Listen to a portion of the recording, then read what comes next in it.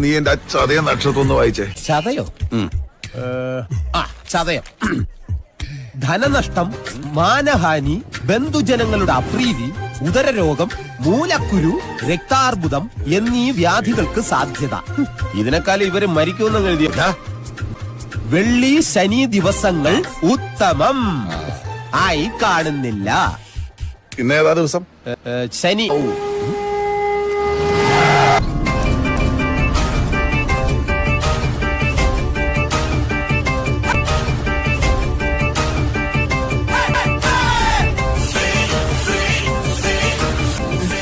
ആറ്റിങ്ങൽ രാമകൃഷ്ണന് തെറ്റില്ല മോനെ.